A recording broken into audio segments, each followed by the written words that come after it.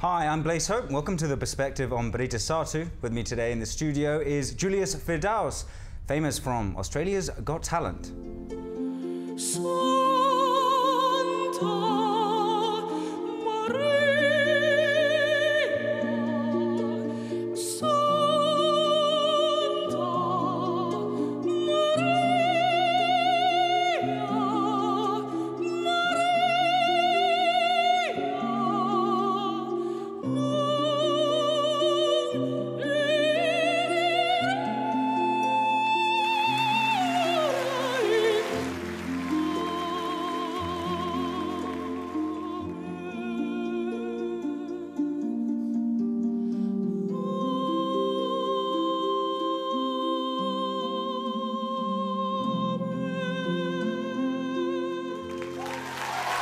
Julius, thanks for joining us today. It's a pleasure to be here, Blaise. Thank you for having me today. Let's start. How did you end up on Australia's Got Talent?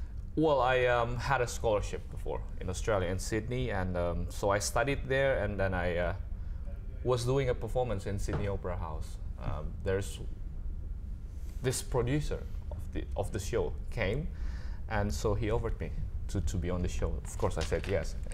It's a big thing there in Australia. So they go and find people. Not necessarily. I was just so lucky because that kind of show is only for citizens, right? Mm-hmm. I am not a citizen of Australia, of course, but yeah, it still happened because somehow that happened. Would you have considered going then, if you hadn't been approached? Of course not. No. God, the line, the queue, the everything. It's madness. Have you ever? I've never auditioned. Right. But yeah, do you know that kind of thing? Yeah, yeah. There'll be like thousands, maybe hundreds of thousands of people are queuing for that. I mean, in Indonesia, there's millions of people. No, I know. I think at everyone, every audition, there's thousands. But when you were, before you went on, basically you tore the roof off in the end. What was the experience like going in? Did you kind of feel that you would be all right? In what kind of way? Were you worried that you were going to get hammered? That something would go wrong? Oh, no, not really. Like here's the thing, I do music because I love it. I have no hidden agenda or whatsoever. I have no politics. I mean, music is music, yeah? It's not a politics. So one is doing music because the heart wants it. I would like to say it's a vocation to do art, and it's a calling. So no matter what, I'll still do it. And whatever comes in front of me, then I'll just, live and do my thing, which is music. So what has music been to you in your life? What's the story? It always has been my thing, I guess. When people ask me, when do you choose music? I can't remember when, because to me, it's music who always chose me. And so I believe in God, the higher power in the universe. And I think the universe will always guide us to do what we meant to do in this world. And I think, to me, it's music. So music has always been the only thing that music has always been the only thing that I'm doing in my life. So I can't do anything else, really. You got a scholarship to study music in Australia, to study opera? Opera, yeah, classical singing. How did you get that? It's by recommendation. I know some people here in Jakarta, and then they recommend my name to the dean and the professor and the directors of the conservatorium. So they invited me to come there to do the audition, and then I got accepted. I was the only one who got a full scholarship, actually, in that conservatorium, so I'm really happy about it. Which one's that? It's the Australian International Conservatorium of Music in Sydney. Yeah, so. How long did you spend there? Supposedly, it's a 4.5-hour study, but I finished my study in 2.5 years. Normal people normal student would take 4 to 5 subjects in a week. I took 11 to 12 subjects. But did you have time? No, I don't have time to hang out nor like clubbing and things. But I love music. You know, so to me, it's not stressful at all because I love what I'm doing. And there's some instruments as well, I assume. Yeah.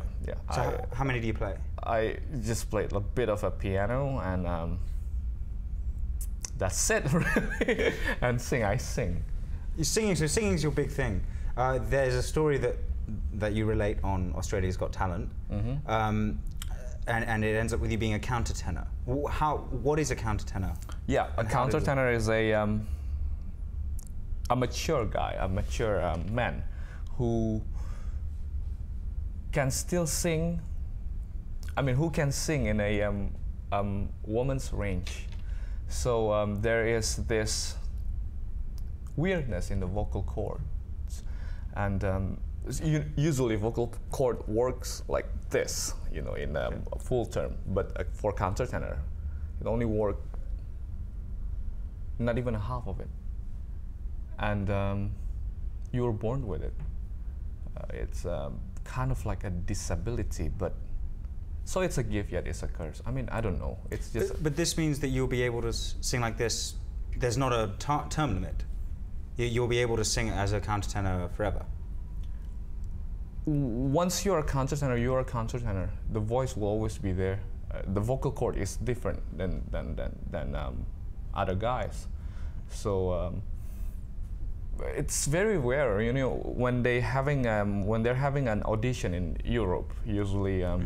They will send the information to agents and to agency and to you know, they just blast it, and then there'll be like 20 countertenor came there, and that's it. We only have less than 20, less than 10 big countertenors in this world at the moment. So it's a very limited market. It's a very limited segment as well, and. The repertoire also is very limited because countertenor usually only sing Baroque repertoire. No big fancy thing like Puccini, no flamboyant thing like Puccini or Verdi or things like that. Countertenor usually sings Mozart, Vivaldi, Handel, things like that. So a countertenor is a countertenor. You will always sing like that until the rest of your life because you were born like that. Like what Lady Gaga said, "Baby, I was born this way." Well, look, let's take a break, sure. And when we come back, let's hear it. Okay. See you in just a moment on The Perspective.